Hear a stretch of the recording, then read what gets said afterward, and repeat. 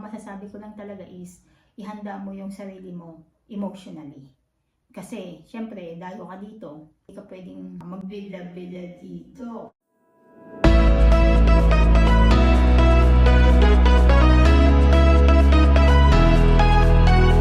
Hi guys! Welcome back again to my channel. Ako nga pala uli si Ellie, isang OFW dito sa Croatia na dating OFW sa Dubai. So, kung bago ka pa lang sa aking channel, mag-subscribe ka na para maging updated ka sa lahat ng video na i-upload ko. And bago ko sagutin ang topic natin ngayon, kung mabait ba ang mga tao dito sa Croatia, sa Europe, ay babatiin ko muna ng Happy International Women's Day! Oh, di ba?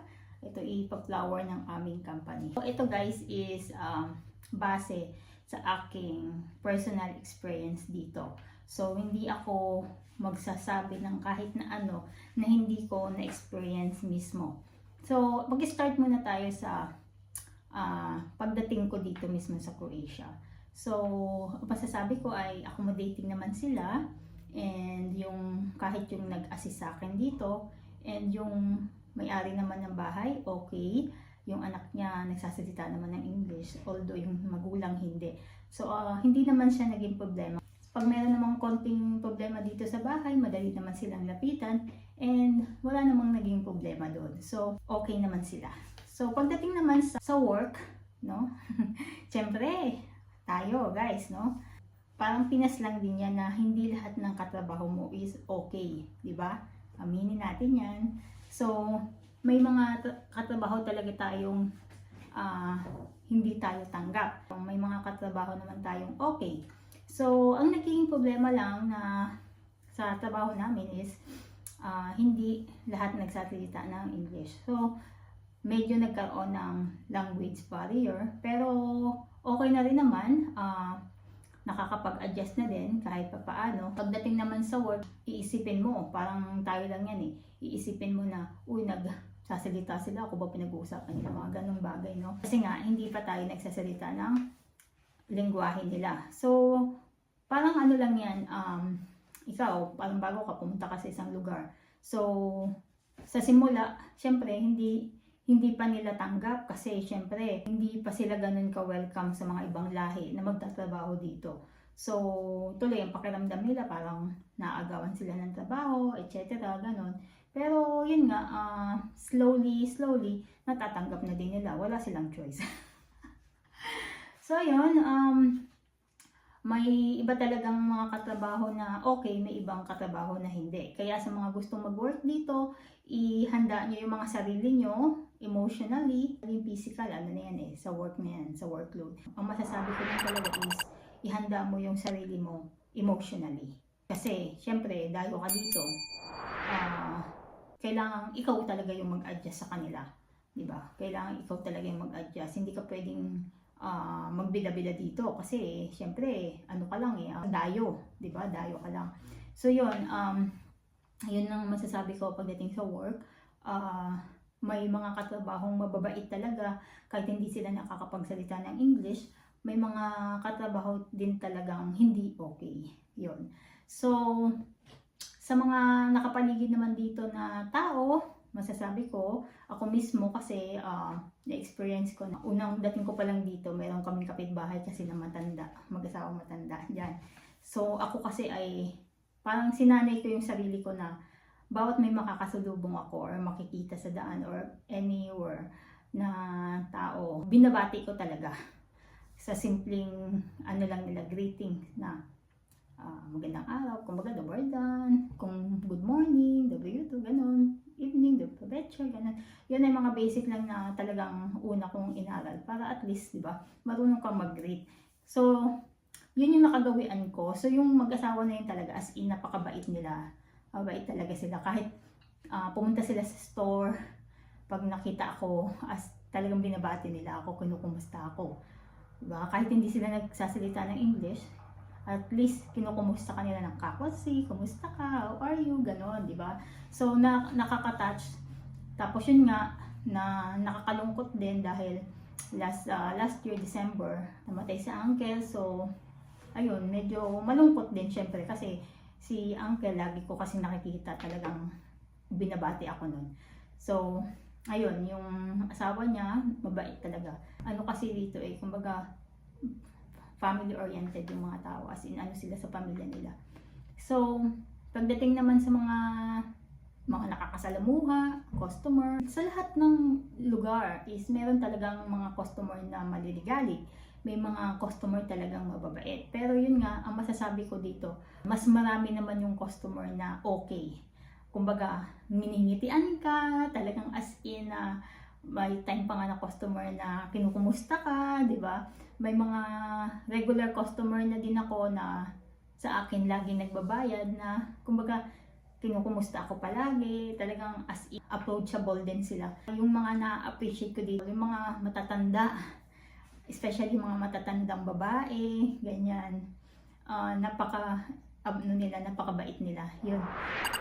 Parang, kumbaga, natutuwa ako na parang, uy, kasama ko lang yung nanay ko, nakakatuwa kasi may mga time na nagkukwentuhan kami kahit yung basic lang na naiintindihan ko na nasasabi ko, di ba? So nagkakaintindihan kami. May customer naman na lagi sa akin, hinahanap talaga ako kung saan akong counter, doon talaga siya pipila. So yun, nakakatuwa lang, no? Kasi nagkakaroon ng, kumbaga, parang nafe-feel mo na okay na sila. Nafe-feel mo na, ay, welcome ka na. Ganun, di ba? Yun yung mga na-appreciate ko. Nakakatuwa kasi syempre, although yung mga matatanda dito is hindi talaga nakakapagsalita ng English, nakakatuwa din talaga na hindi ka naman nila natrato na dayo talaga, no? Hindi naman sila ganun. Hindi naman sila ganun kasama. At saka, ayun nga, mabait sila pagdating sa ganyan. Meron lang talaga mga tao, kagaya din sa atin na siyempre, may ligalig, siyempre, parang hindi pa rin nila talaga matanggap na may mga ibang lahing nagtatrabaho dito sa lugar nila, sa bansa nila, di ba? So yun yun. Pero eventually naman, nagiging okay na din kasi syempre, parami na yung nag-work dito. So, wala na silang choice pagdating doon. And meron talagang mga tao na as in negative yung pagdating sa mga foreign workers talaga sa ibang lahi na nandito. So, minsan mababasa mo na lang sa mga post sa social media about sa yung mga sinasabi nila sa ibang lahi, ganun, di ba? So parang minsan may ganun din tayo, di ba? Parang hindi din tayo okay sa ibang lahi, di ba? Pero yun nga lang, kagandahan nun, hindi ko naman ganun na experience na inaway or kaya pinagsalitaan ng kung ano-ano. Meron lang one time, isang customer lang yun na na-experience ko na siguro 1 month pa lang ako noon, 2 months, mga ganun na sinabi niya sa akin kung nagsasalita nga daw ako ng ng language nila. Sabi ko, hindi pa masyado, ganyan. Kasi bago pa lang ako dito. Sabi niya, hindi pwedeng ako yung mag-adjust, ako yung magsalita ng ibang lengguwahe sa mismong bansa ko. O, di ba? So, which is, okay naman yon. Kasi nga, syempre, nafe-feel din natin yan sa Pinas, di ba? Na magsasalita tayo ng ibang lengguwahe samantalang meron naman tayong sarili lengguwahe. So, meaning lang nun, ikaw yung pumunta dito, ikaw yung mag-adjust, hindi yung mga taga dito. So, yun lang yun. Hindi ko naman siya tinake na negative, tinake ko yun as motivation, kumbaga motivation para magkaroon ako ng eagerness na matuto pa yung kanilang lengguwahe, di ba?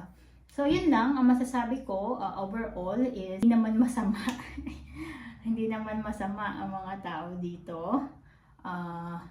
There's a few, but not totally all, based on my experience. So, hindi ko alam kung ano yung mga na-experience ng iba, na mga kasamahan ko, mga kabatch ko na pumunta dito. Pero yun nga, iba-iba tayo ng experience, di ba? Iba-iba tayo ng taong nakakasalumuha araw-araw. Yun lang. So, yun lang masasabi ko, maging prepared kayo emotionally pag pumunta dito. Hindi pwedeng maging mas matapang ka sa kanila dito. Hindi pwedeng umasta kang lugar mo to. Hindi din pwedeng parang umasta ka na Pilipinas to. Hindi pwede. So, tayo nandito, although tayo kailangan nila para makatulong sa kanila, sa ekonomiya nila, pero ilagay pa rin natin yung lugar natin kung saan tayo, di ba? Para okay ang ating pagsasama. Ayun lang, and ayun lang yung masasabi ko. Kaya huwag kayong matakot na pumunta dito. Naiintindihan naman nila yon na sa una hindi pa tayo marunong magsalita ng lingwahe nila. And alam nyo ba, na-appreciate nila pag kahit konti ay nakakapagsalita tayo ng lingwahe nila. Ibig sabihin, andun yung eagerness natin na matuto ng lingwahe nila para makapag-communicate din tayo sa kanila ng maayos. Hindi siya madaling matutunan, pero slowly matututunan din naman. So, ayun lang. Thank you again for watching, guys. Check na lang natin kung anong magiging next topic natin. Thank you again for watching, guys. Ako ulit si Ellie, nagsasabing bawal ma-stress para hindi mategi ng mabilis. And stay tuned and stay updated. See you again, guys. Bye!